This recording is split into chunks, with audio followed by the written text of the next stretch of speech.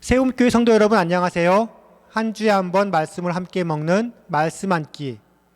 그 중에서도 말씀을 묵상하는 방법을 함께 공부해 보았던 요리교실이 벌써 마지막 시간입니다.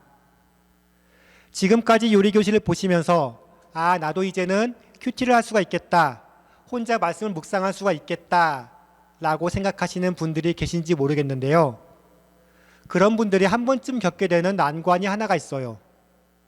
바로 내가 묵상했던 말씀과 내가 적용했던 말씀이 우리 목사님께서 하시는 설교 내용과 전혀 다를 때, 내가 읽었던 주석과 내용이 전혀 다를 때, 역시 하나님 말씀은 나 같은 사람들이 함부로 묵상하는 것이 아니구나, 함부로 적용하는 것이 아니구나 라고 생각하게 되면서 묵상하는 것을 포기하게 되는 경우가 왕왕 있다는 거예요. 그런데 한번 생각해 봅시다. 어떤 한 내용의 주석이나 설교만이 그것만이 길이요 진리요 생명이라고 우리가 이야기할 수가 있을까요? 그렇다고 한다면 그렇게 많은 내용의 주석이나 설교가 있을 이유가 없겠지요. 제가 이해하기 쉽게 이야기 하나 해드릴게요. 제가 서울에 처음 올라왔을 때 그때 학교 식당에서 먹었던 된장국이 너무 맛이 없어가지고 저는 그것을 먹을 수가 없었어요. 저희 어머니가 전라도 분이셔가지고 항상 전라도식 요리만을 먹었었는데 그때 먹었던 된장국은 맛이 전혀 달라가지고 목구멍으로 넘어가지가 않더라고요.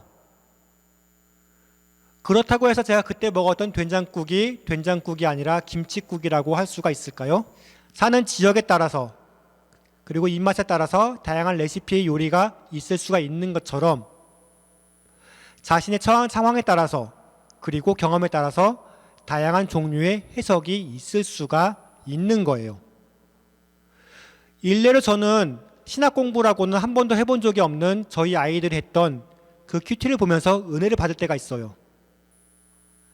요리를 배웠을 때 정확한 정량의 조미료를 넣을 수 있는 것처럼 신학을 공부함을 통해 가지고 더욱더 정확한 해석을 할 수가 있겠지만 그렇다고 해가지고 집에서 끓였던 된장국이 셰프가 끓인 것보다 더 격이 떨어지는 것이 아닌 것처럼 여러분의 한 적용이 결코 나쁘거나 잘못된 것이 아님을 기억하시면서 자신감을 가지고 큐티를 하시기 바랍니다.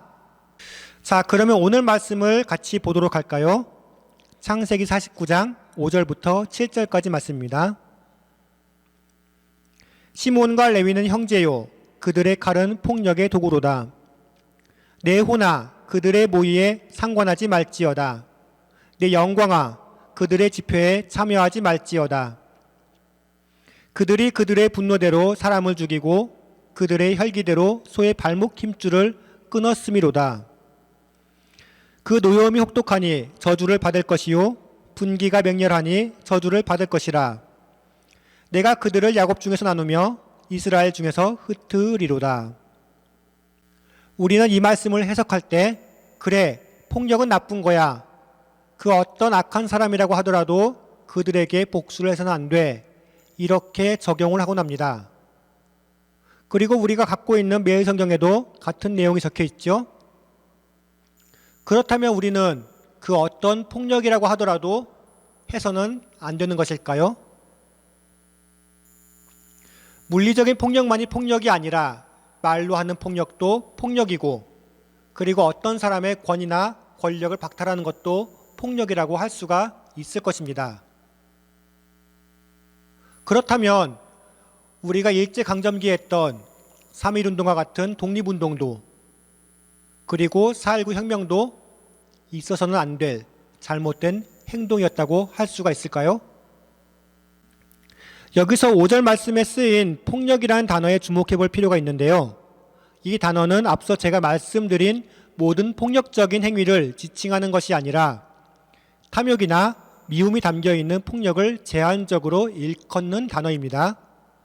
그러니까 하나님께서 미워하시는 폭력이라는 것은 잘못을 저지른 사람에게 행하는 체벌 같은 것이 아니라 다른 사람의 것을 빼앗기 위한 폭력, 그들을 헐뜯고 그들을 깎아내리기 위한 말과 같은 것들이 하나님께서 미워하시는 폭력이라는 거예요.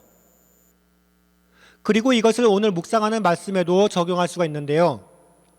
남의 묵상과 적용해서 하나님의 음성을 분별하여 듣기 위해서 힘쓰는 것이 아니라 고압적으로 바라보면서 비판하는 행위들, 나와 다른 신학적인 견해나 적용을 귀담아 듣지 않으려고 하는 모든 것이 다 하나님께서 미워하시는 폭력이 될 수가 있다는 거예요. 지금 여러분은 상대방의 묵상에 어떤 태도를 취하고 있나요?